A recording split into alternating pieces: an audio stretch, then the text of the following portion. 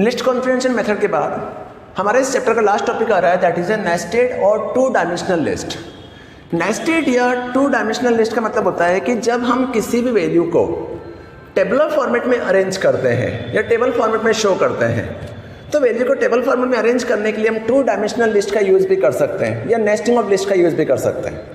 अगर आपको ध्यान हो तो प्रीवियस क्लासेस के अंदर मैंने आपको नेस्टिंग का मीनिंग समझाया था, और नेस्टिंग का मीनिंग हमने देखा था कि नेस्टिंग का मीनिंग होता है कंडीशन के अंदर कंडीशन, लूप के अंदर लूप, फंक्शन के अंदर फंक्शन या अरे के अंदर अरे या लिस्ट के अंदर लिस्ट।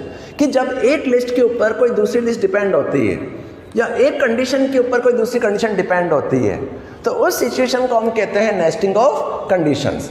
फॉर एग्जाम्पल कि जैसे आज मुझे एक लाइन में एक रो में वैल्यू प्रिंट करानी है, तो हम ये जानते हैं कि किसी भी सीक्वेंशियल लिस्ट में वैल्यू अगर हम ड्रॉ करना चाहते हैं या शो करना चाहते हैं, तो सीक्वेंशियल लिस्ट में वैल्यू शो कराने के लिए हम लिस्ट मेथड का यूज करते हैं, that is a sequence data type. जब मैंने यहाँ पर L1 नाम से एक लिस्ट बनाई, तो लिस्ट बनाने के बाद मुझे पता है कि इस लिस्ट के अंदर इंडेक्स नंबर चलेगा, वो रो के अकॉर्डिंग चलेगा। तो यहाँ पे जो इंडेक्स नंबर आ रहा है वो 0 आ रहा है, यहाँ पे 1 आ रहा है, यहाँ पे 2 आ रहा है, यहाँ पे 3 आ रहा है, यहाँ पे 4 आ रहा है। इट मीन्स कि इस लिस्ट के अंदर अगर मैंने यहाँ पे 10 स्टोर किया, यहाँ पे 20, यहाँ पे 30, यहाँ 40, देन यहाँ 50 स्टोर किया, तो जैसे ही मैंने 10, 20, 30, 40, 50 वैल्यू स्टोर की, तो ये जो एक सिंगल लाइन मेरे पास आ रही है, सिंगल लाइन को मैं एक सिंगल लिस्ट मानता हूँ। अगर मुझे सेम टू सेम लिस्ट और बनानी है, एक लिस्ट और बनानी है, तो एक लिस्ट और बनाने के लिए मुझे यहाँ पर L2 नाम से एक लिस्ट और बनानी पड़ेगी।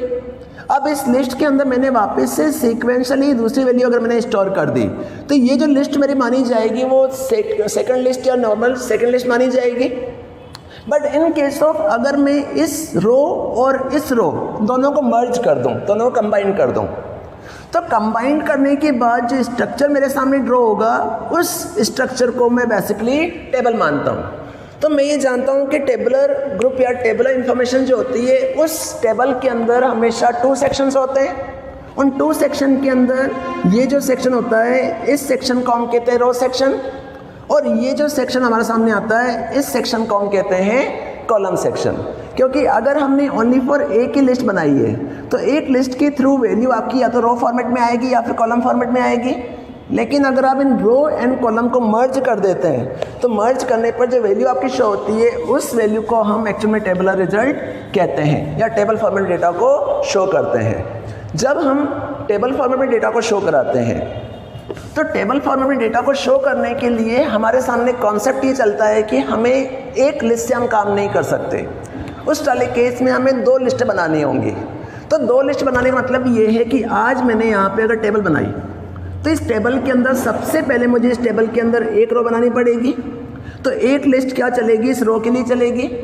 लेकिन ये रो बनने के बाद अगर मैं इस रो को यहाँ से कट करता हूँ या सेपरेट करता हूँ, तो सेपरेट करने पर ये जो सेक्शन मेरा आएगा, इस सेक्शन को मैं कॉलम सेक्शन कहता हूँ। लेकिन इस सेक्शन के अंदर यहाँ पर भी इंडेक्स नंबर 0, 1, 2, 3 चलेगा, और यहाँ पर इंडेक्स नंबर जैसे जैसे आप रो इंसर्ट करते जाओगे, वैसे वैसे इंडेक्स नंबर आपका इंक्रीज होता जाएगा। तो इसका मतलब ये हो गया कि इस टेबल को बनाने के लिए सबसे पहले हमें रो के लिए एक लिस्ट बनानी पड़ेगी, और जो रो की लिस्ट बन रही है, उसी रो की लिस्ट को हम क्या कर रहे हैं, कॉलम में डिवाइड कर रहे हैं। तो सेकंड लिस्ट क्या बनेगी, कॉलम के लिए बनेगी। तो रो के लिए जो लिस्ट चलती है, उस लिस्ट को हम कहते हैं आउटर लिस्ट, और उसी रो को अगर हम मल्टीपल कॉलम में डिवाइड करते हैं, तो उस लिस्ट को हम कहते हैं इनर लिस्ट। और इन दोनों लिस्ट को मिलाकर जो रिजल्ट बनाया जाता है, उस लिस्ट को हम कहते हैं नेस्टिंग ऑफ लिस्ट।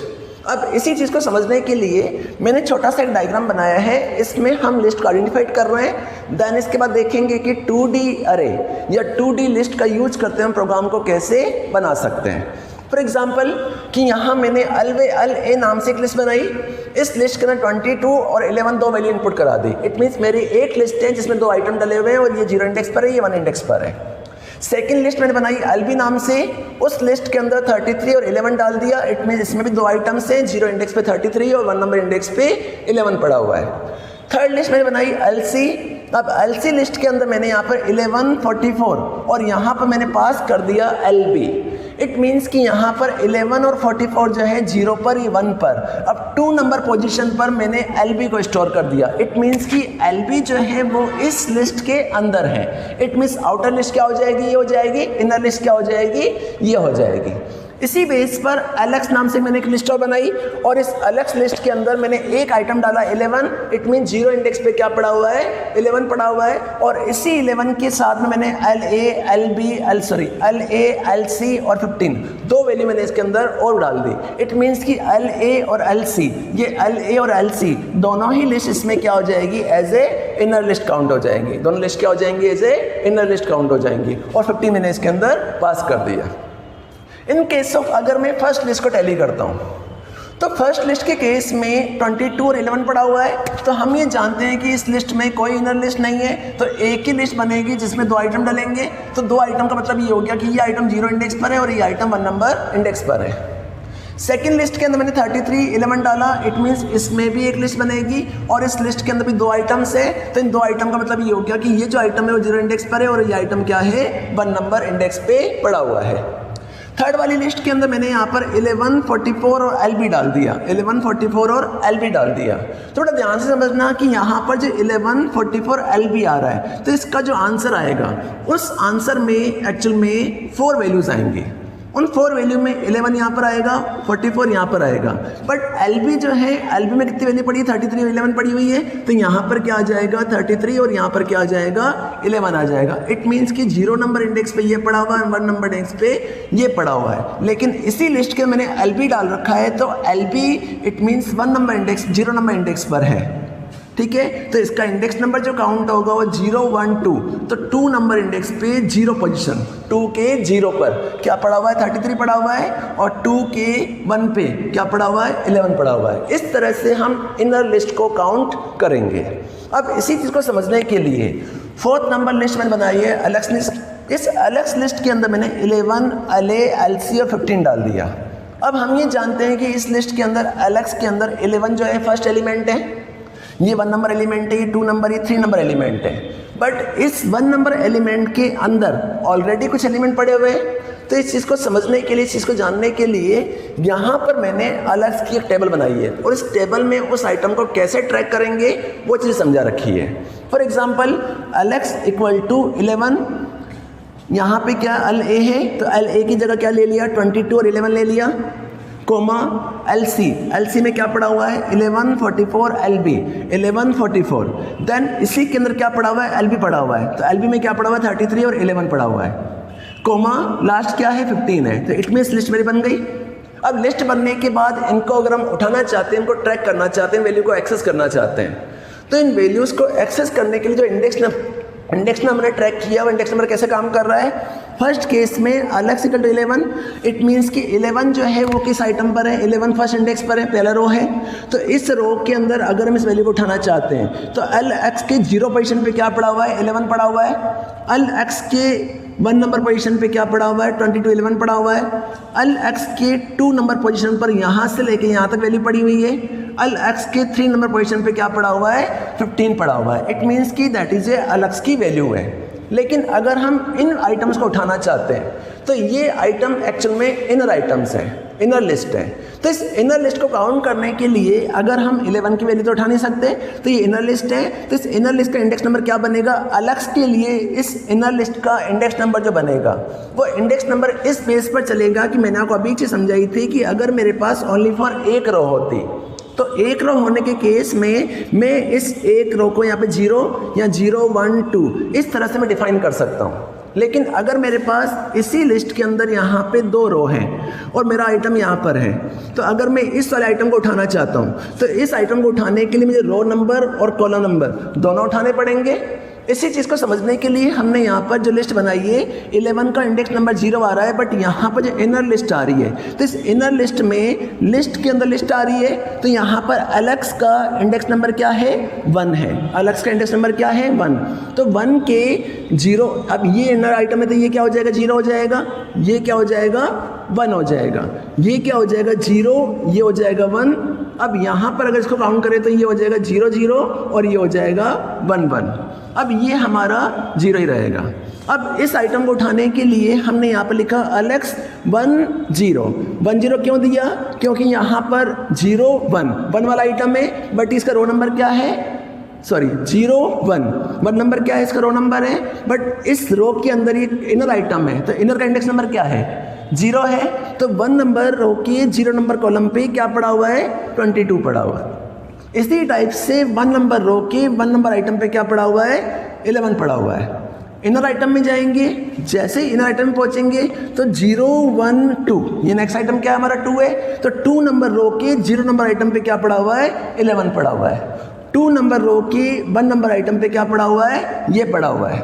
अब इसी लिस्ट के अंदर एक इनर लिस्ट और है, तो ये इनर लिस्ट क्या हो जाएगी, 0 1 2, बट इस 2 के अंदर और 2 है तो इसको काउंट करने का सिंटेक्स हो जाएगा 2 नंबर रो के 2 नंबर लिस्ट के अंदर 0 नंबर इंडेक्स पे क्या पड़ा हुआ है, 33 पड़ा हुआ है। इट मीन्स कि एक आउटर लिस्ट हो गई, उस आउटर लिस्ट के अंदर एक इनर लिस्ट है, उसी लिस्ट के अंदर एक इनर लिस्ट और है। तो अगर हम आउटर लिस्ट को 0 से डिफाइन कर रहे हैं, इस लिस्ट को 1 से डिफाइन कर रहे हैं, इस लिस्ट को 2 से डिफाइन कर रहे हैं, तो यहाँ पर जो लिस्ट हमारी बन रही है उस लिस्ट के अंदर 0 1 एंड 2।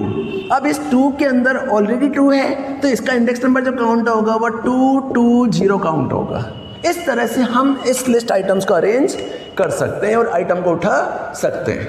अब इस चीज़ को समझने के लिए कि आखिरी आइटम कैसे ट्रैक हो रहा है या लिस्ट कैसे बनती है, तो बेटा इस चीज़ को समझाने के लिए जब हम लिस्ट को बनाते हैं तो इस लिस्ट को समझने के लिए कि हम नेस्टिंग ऑफ लिस्ट या इनर लिस्ट कैसे बनाते हैं या नेस्टिंग ऑफ लिस्ट को हम कैसे यूज़ में लेते हैं, तो यहाँ पर मैंने एक एग्जाम्पल लिखा L1 equal to first list के अंदर में अगर ओनली फॉर एक ही आइटम डालता हूँ 1 और 2 डालता हूँ तो मुझे पता है कि मुझे एक ही रो प्रिंट करानी है।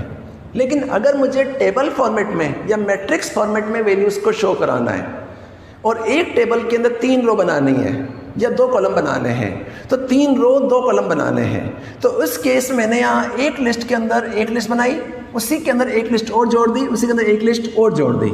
तो यहाँ पर जो आइटम ऐड होंगे उस आइटम के बेस पर हम जानते हैं कि ये जो 3 आइटम है इसमें इसका इंडेक्स नंबर 0 है, इसका इंडेक्स नंबर 1 है, इसका इंडेक्स नंबर 2 है।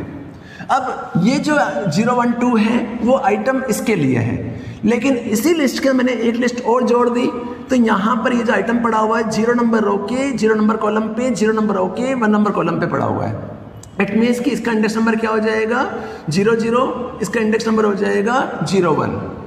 अब इसी लिस्ट के अंदर ये आइटम पड़ा हुआ है तो इस लिस्ट का इंडेक्स नंबर आ रहा है 1 नंबर। अब 1 नंबर ये आ रहा है तो 1 नंबर रो के 0 1, 1 नंबर रो के 0 नंबर कॉलम पे और 1 नंबर रो के 1 नंबर कॉलम पे क्या पड़ा हुआ है, 8 पड़ा हुआ है। इसी टाइप से 2 नंबर रो के 0 कॉलम पे 2 नंबर रो के 1 नंबर कॉलम पे ये आइटम पड़ा हुआ है। अगर हम इन एलिमेंट्स को अरेंज करते हैं, अगर हम एलिमेंट्स को मैनेज करते हैं, तो मैनेज करने के लिए मैंने यहाँ टेबल बनाई। अब इस टेबल के अंदर 1 2 एंड 3 लिस्ट आ रही है, तो फर्स्ट लिस्ट मेरी हो गई 1 2, नेक्स्ट लिस्ट हो गई 9 और 8, थर्ड लिस्ट हो गई 3 एंड 4। अगर हम टेबल में अरेंज करना चाहते हैं तो 0 1 2 0 1, ठीक है, 3 रो 2 कॉलम, कितने भी लिस्ट बना सकते हैं, 3 रो 2 कॉलम। अगर मैं इस आइटम को उठाना चाहता हूँ, इस आइटम को उठाना चाहता हूँ, तो इस आइटम को एक्सेस करने के लिए 0 रो के 0 कॉलम पे क्या पड़ा हुआ है, 1 पड़ा हुआ है। 0 नंबर रो के 1 नंबर कॉलम पे क्या पड़ा हुआ है, 2 पड़ा हुआ है। 1 नंबर रो के 0 नंबर कॉलम पे क्या पड़ा हुआ है, 9 पड़ा हुआ है। 1 नंबर रो के 1 नंबर कॉलम पे क्या पड़ा हुआ है, 8 पड़ा हुआ है।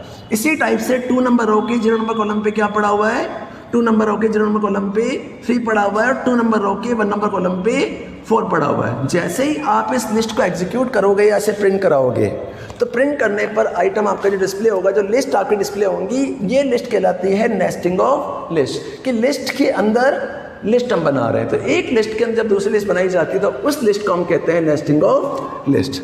जब हम लिस्ट का यूज करते हैं तो बेसिकली 2 डायमेंशनल लिस्ट जो होती है वो 2 टाइप की होती है।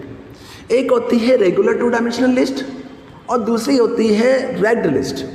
तो रेगुलर 2 डायमेंशनल लिस्ट का मतलब होता है कि list are the nested list with this properties, कि अगर किसी लिस्ट में number of element, row and column के नंबर ऑफ एलिमेंट, वो अगर दोनों बराबर हैं, इट मीन्स 2/2, 3/3 या 3/2 इस तरह से हैं, तो उस लिस्ट को हम कहते हैं रेगुलर लिस्ट। लेकिन किसी लिस्ट के अंदर अगर रो एंड कॉलम बराबर नहीं है या दोनों के शेप अलग अलग हैं, तो उस लिस्ट को हम कहते हैं रेग्ड लिस्ट। इट मीन्स कि 2 तरह की लिस्ट होती है, 2 डायमेंशनल लिस्ट 2 टाइप की होती है। एक होती है रेगुलर लिस्ट और दूसरी होती है रेग्ड लिस्ट। तो रेगुलर लिस्ट वो होती है जिसमें रो एंड कॉलम दोनों की लिस्ट की जो वैल्यूज़ होती है वो दोनों बराबर होती है। इट मीन्स कि अगर मैंने यहाँ पर 3/3 की मैट्रिक्स बनाई, तो 3/3 मैट्रिक्स के अंदर 3 रो हैं और 3 ही कॉलम है, तो इस लिस्ट को हम कहते हैं रेगुलर लिस्ट, जिसमें number of rose and number of columns दोनों ही बराबर होते हैं, तो उस लिस्ट को हम कहते हैं रेगुलर लिस्ट। लेकिन अगर किसी लिस्ट के अंदर नंबर ऑफ रो अलग है और कॉलम अलग है, कि यहाँ पर 3 रो हैं, 3 कॉलम में 2 रो है, तो इस लिस्ट को हम कहते हैं रेड लिस्ट। तो इसी लिस्ट को हम कहते हैं रेड लिस्ट। अब इस लिस्ट को हम कैसे यूज करते हैं, कैसे बनाते हैं, या 2 डायमेंशनल लिस्ट का यूज करते हैं हम किसी मैट्रिक्स फॉर्मेट में या टेबल फॉर्मेट में आउटपुट को कैसे जनरेट कर सकते हैं या कैसे उन्हें प्रोसेस करते हैं, नेस्टिंग ऑफ लिस्ट का यूज कैसे करते हैं, उस चीज़ को समझने के लिए मैं एग्जांपल आपके सामने बनाया है। इस प्रोग्राम के अंदर हम 2D अरे का यूज करते हुए 2 या नेस्टिंग ऑफ लिस्ट का यूज करते हुए प्रोग्राम को कैसे जनरेट कर सकते हैं, उस प्रोग्राम को हम डिस्कस कर रहे हैं। अब इस प्रोग्राम के अंदर मैंने आपको अभी बताया था कि नेस्टिंग ऑफ लिस्ट के अंदर 2 लिस्ट होती है, जिसमें एक लिस्ट होती है रो के लिए, एक लिस्ट होती है कॉलम के लिए। नेस्टिंग ऑफ लिस्ट का यूज़ होगा, इसमें 2 लूप चलेंगे, एक रो के लिए कॉलम के लिए नेस्टिंग ऑफ लूप चलेगा। इस प्रोग्राम को समझने के लिए फर्स्ट ऑफ ऑल केस मैंने LST नाम से एक लिस्ट बनाई, उसमें मैंने कोई भी आइटम इंसर्ट नहीं किया। इट मीन्स मैंने इसके अंदर कोई भी आइटम इंसर्ट नहीं किया। ब्लैंक लिस्ट बनाने के बाद मुझे 3 रो और 3 कॉलम को मर्ज करते हुए एक लिस्ट बनानी है। इट मीन्स कि मेरी रो की साइज़ 3 है और कॉलम की साइज़ भी 3 है। 3 बाई 3 की मुझे लिस्ट बनानी है। तो इसके लिए सबसे पहले r equal to integer input pass किया और यहाँ मैंने r के अंदर वैल्यू पास कर दी 3 और कॉलम के अंदर भी मैंने वैल्यू पास कर दी 3। इट मीन्स कि मुझे जो लिस्ट चाहिए उस लिस्ट के अंदर रो की वैल्यू कितनी होनी चाहिए, 3, और कॉलम की जो साइज होती है वो भी 3 चाहिए। इट मीन 3 बाई 3 को मिलाकर मुझे इस तरह से वैल्यूज़ को डिस्प्ले करना है, जिसमें 3 रो होंगी और 3 ही कॉलम होंगे। ये देने के बाद मुझे लूप चलाना पड़ेगा। तो हम जानते हैं कि नेस्टिंग और लूप के लिए हम एक लूप चलता है आउटर लूप, एक लूप चलता है इनर लूप। कि अगर हम टेबल फॉर्मेट में वैल्यू को शो कराते हैं तो एक लूप हमारा रो के लिए चलेगा और एक लूप हमारा कॉलम के लिए चलेगा। तो फर्स्ट ऑफ ऑल केस मैंने फॉर लूप चलाया for i in range of r. It mean r में क्या पड़ा हुआ है, 3 पड़ा हुआ है, 3 - 1 इट मीन 2 तक लूप चलेगा। तो 0 से लेकर 2 तक लूप चलेगा। फर्स्ट केस में आई के लिए क्या है, 0 इज लेस देन और ट्रू, कंडीशन इज ट्रू। जैसे ही ट्रू मिली अंदर आया हमने row equal to null. It means कि रो नाम से एक लिस्ट बना दी। इट मीन्स कि मुझे एक लिस्ट ये बनानी पड़ेगी, एक लिस्ट ये बनानी पड़ेगी, एक लिस्ट ये बनानी पड़ेगी और इस लिस्ट के अंदर 3 आइटम डालने होंगे। तो मैंने यहाँ पर रो नाम से एक ब्लैंक लिस्ट बना दी और ब्लैंक लिस्ट बनाने के बाद इनर लूप चलाया for j in range of c। It mean c में क्या पड़ा हुआ है, 3 पड़ा हुआ, 3 - 1 इधर 2। तो लूप कहाँ से चलेगा, 0 से लेके 2 तक लूप चलेगा। इट मीन्स कि एक लूप चल रहा है रो के लिए, एक लूप चल रहा है कॉलम के लिए। तो फर्स्ट केस में i in range of 2 condition is true, तो अंदर जाएगा for j in range of c। It means कि 0 अभी हमारी पोजीशन क्या चल रही है, 0 रो और 0 column. It means row and column. तो फर्स्ट केस में i के लिए क्या है 0 और कॉलम के लिए क्या है 0। तो 0 नंबर रो के 0 नंबर कॉलम पे हमने जैसे ही अंदर घुसे कंडीशन ट्रू मिली, अंदर गए, हमने एक वैल्यू इनपुट कराई। मान लिया कि मैंने इस वैल्यू के अंदर यहाँ पर 10 डाल दिया। वैल्यू क्या डाली मैंने, 10 डाली। तो जैसे ही 10 इनपुट करूँगा तो 0 रो की 0 कॉलम पे क्या स्टोर हो जाएगा, 10 स्टोर हो जाएगा। 10 स्टार होने के बाद row dot append of element. It means कि पर्टिकुलर जो लिस्ट हमारी बन रही है उस लिस्ट के अंदर हमने एक एलिमेंट को डाल दिया। इट मीन्स कि हमारी फर्स्ट लिस्ट क्या बन रही है, रो की लिस्ट बन रही है। इसके 0, 1 एंड 2 पोजीशन है। सेकंड रो हमारी इसी टाइप से सेकंड रो बनेगी, उस सेकंड रो के बाद एक थर्ड रो बनेगी। तो फर्स्ट रो के 0 इंडेक्स पर हमने क्या डाल दिया, यहाँ पर 10 डाल दिया। 10 डालने के बाद यहाँ से लूप से वापस ऊपर जाएंगे, जे के लिए क्या हो जाएगी 1 हो जाएगी। तो अभी रो की पोजीशन क्या है 0, कॉलम की पोजीशन क्या है 1। तो 0 नंबर रो के 1 नंबर कॉलम पे हमने 20 डाल दिया। 20 कहाँ पे स्टोर हो जाएगा, यहाँ पे स्टोर हो जाएगा। वापिस यहाँ से ऊपर गए, कंडीशन ट्रू मिली, अंदर आया, हमने एक एलिमेंट और डाला 30। तो 0 नंबर रो के 2 नंबर कॉलम पे क्या डाल दिया, 30 डाल दिया। तो 30 कहाँ पे स्टोर हो जाएगा, यहाँ पे स्टोर हो जाएगा। 30 स्टोर होने के बाद यहाँ से जैसे ऊपर गए, जे के लिए क्या हो गई 4 is less than of 3 condition is false. जैसे ही यहाँ से बाहर निकला, बाहर निकलते हमने list dot append of row कर दिया। इट मीन लिस्ट को अपेंड कर दिया। अब अपेंड करने के बाद इस लिस्ट में कितने एलिमेंट आ गए, 3 एलिमेंट इंसर्ट हो गए। 3 एलिमेंट इंसर्ट होने के बाद यहाँ से लूप वापस ऊपर जाएगा, सॉरी यहाँ से नीचे आए स्लैश, सॉरी यहाँ हमने यहाँ से ऊपर गए, फॉर लूप चलाया for i in range of r, जैसे कंडीशन ट्रू मिली अंदर आया। अब आई के लिए क्या हो चुकी है, 1 हो चुकी है। इट मीन्स कि यहाँ पर रो एंड कॉलम की पोजीशन अगर देखी जाए तो यहाँ पर 1 आर की वैल्यू क्या हो चुकी है, 1 हो चुकी है। अंदर आया, हमने एक रो और बना दी, ब्लैंक रो बना दी। ब्लैंक रो बनाने के बाद जैसे ही अंदर आएगा 4j इन रेंज ऑफ सी, सी में क्या पड़ा हुआ 3, तो इनर लूप कहाँ से स्टार्ट होगा, 0 से स्टार्ट होगा। जैसे ही 0 से स्टार्ट होगा अंदर गए, अभी लूप कितनी बार चलेगा, 3 टाइम चलेगा। तो 3 टाइम चलने का मतलब ये हो गया कि 1 नंबर रो के 0 नंबर कॉलम पे, 1 नंबर रो के 1 नंबर कॉलम पे, 1 नंबर रो के 2 नंबर कॉलम पे हमने यहाँ पर 40, 50 और 60 इनपुट करा दिया। जैसे ही 40, 50, 60 इनपुट किया, इस रो को अपेंड कर दिया, तो यहाँ पर क्या आ जाएगा 40, 50 एंड 60। आइटम कितने हो जाएंगे, 40, 50, 60। इट मीन सेकेंड रो हमारी बन चुकी है। जैसे इस लूप से वापस ऊपर जाएगा, आई के लिए क्या हो जाएगी, 2 हो जाएगी, कंडीशन ट्रू मिलेगी, अंदर आएगा, वापस इनर लूप 0 से स्टार्ट होगा। ये लूप कितनी बार चलेगा, 3 टाइम चलेगा। तो 3 टाइम चलने पर आर और सी, तो 2 नंबर रो के 0 नंबर कॉलम पे, 2 नंबर रो के 1 नंबर कॉलम पे, 2 नंबर रो के 2 नंबर कॉलम पे हमने यहाँ पर वैल्यू डाल दी 70, 80 एंड 90। क्या वैल्यू डाल दी हमने, 70, 80 एंड 90 वैल्यू डाल दी। जैसे इस लूप से बाहर निकले, हमने इसे अपेंड करा दिया। अपेंड करने के बाद वैल्यू यहाँ पर प्रिंट हो जाएगी 70, 80 और 90। जैसे इस लूप से ऊपर गया, आई के लिए क्या हो जाएगी, 3 हो जाएगी। 3 is less than of 2, condition is false. यहाँ से बाहर निकले, बाहर निकलते ही हमने लिस्ट को प्रिंट करा दिया। क्या कर दिया, लिस्ट को प्रिंट करा दिया। जैसे आप लिस्ट को प्रिंट कराओगे तो first row, second row, third row, it mean तीनों रो मिलकर आपकी वैल्यू शो हो जाएंगी। अगर इस लिस्ट को हम टेबल फॉर्मेट में अरेंज करते हैं, तो टेबल फॉर्मेट में अरेंज करने के बाद रो 1, रो 2, रो 3, कॉलम 1, कॉलम 2, कॉलम 3, तो वैल्यू किस तरह से शो हो जाएगी, 10, 20, 30, 40, 50, 60, 70, 80 एंड 90। इस तरह से आप वैल्यू को शो कर सकते हैं। तो इसी लिस्ट को हम कहते हैं नेस्टिंग ऑफ लिस्ट।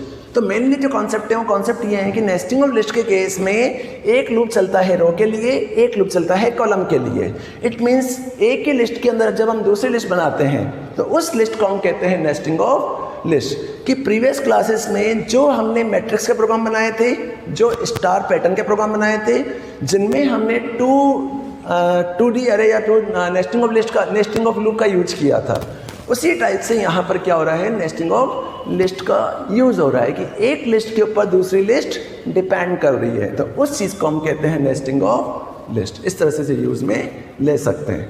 इसी टॉपिक के साथ मेरा चैप्टर कंप्लीट हो रहा है, टॉपिक मेरे कंप्लीट हो रहे हैं। इसमें जो एग्जाम्पल मैंने आपको समझाया है, इस एग्जाम्पल को प्रैक्टिस करेंगे। बुक के पीछे जो प्रोग्राम्स दे रखे हैं, लिस्ट कॉम्प्रिहेंशन, इंसर्शन, डिलीशन, उन सब का एक बार ट्राई करेंगे। अगर कहीं कोई डाउट होता है, कोई प्रॉब्लम होती है, तो आप मेरे से डिस्कस कर सकते हैं। Thank you. नेक्स्ट क्लास में मिलेंगे। Thank you. घर पर रहिए, सुरक्षित रहिए।